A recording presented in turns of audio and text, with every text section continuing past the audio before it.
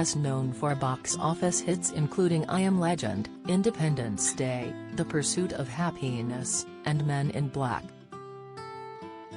And Will Smith revealed on his book tour in London on Thursday that his first acting gig in The Fresh Prince of Bel-Air saved his life after he was left penniless from a huge tax evasion bill and forced to borrow money from a drug dealer.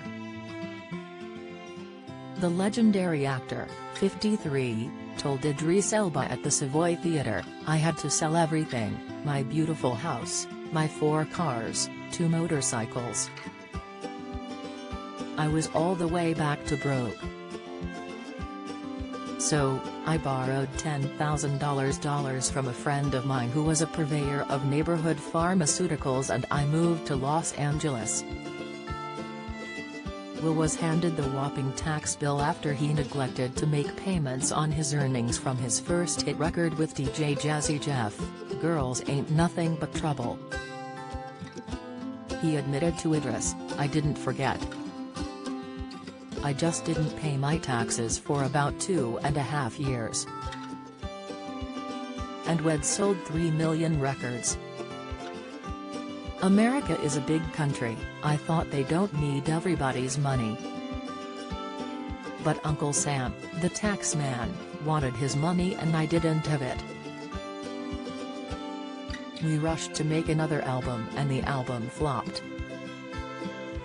It was sad. So, I sold everything and I knew whatever my new life would be I could feel was in Los Angeles."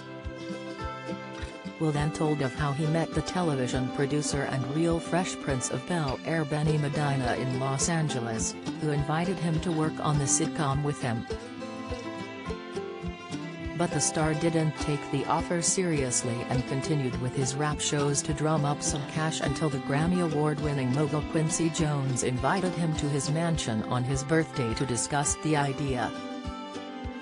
The star explained, "My head is spinning. I just got broke. I just had to borrow money. I've got nothing. And Quincy Jones invites me to his house. There's like 20 valet parkers in front of his house. It was the who's who of Hollywood. Steven Spielberg was just leaving, Stevie Wonder was there, and I had no idea what was going on." Benny then demanded that Will auditioned for the show in front of the star-studded attendees and industry figures with just 10 minutes to prepare after initially refusing and requesting a week to read the script.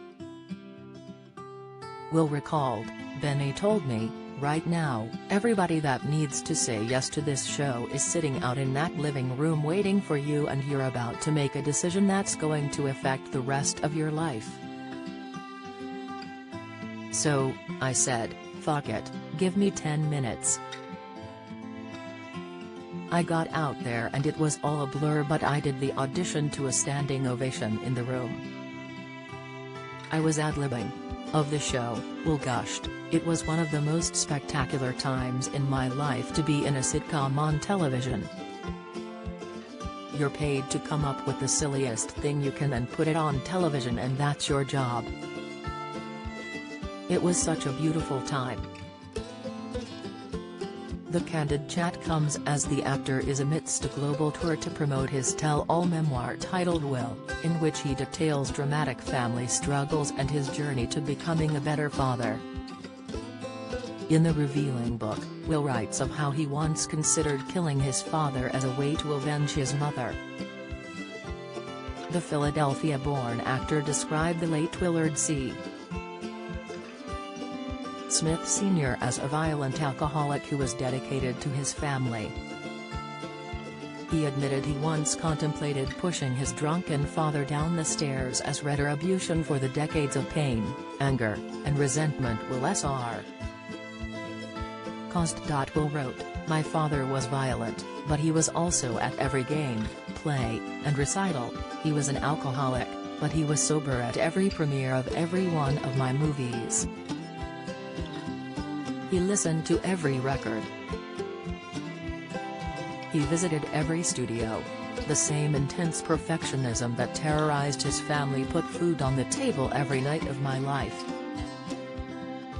Recalling an early memory of violence, Will went on, "When I was 9 years old, I watched my father punch my mother in the side of the head so hard that she collapsed. I saw her spit blood. That moment in that bedroom, probably more than any other moment in my life, has defined who I am." Will said that the trauma of that incident resonated through the rest of his life. "Within everything that I have done since then, the awards and accolades, the spotlights and attention, the characters and the laughs, there has been a subtle string of apologies to my mother for my inaction that day," he wrote. For failing her in the moment. For failing to stand up to my father.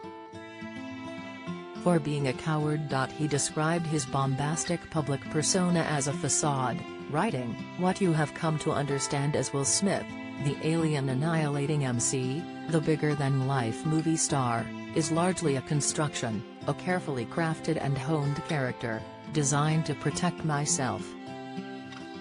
To hide myself from the world. To hide the coward." But Will remembered one time he was almost overtaken by a darkness, writing, "One night, as I delicately wheeled him from his bedroom toward the bathroom, a darkness arose within me. The path between the two rooms goes past the top of the stairs. As a child I'd always told myself that I would one day avenge my mother.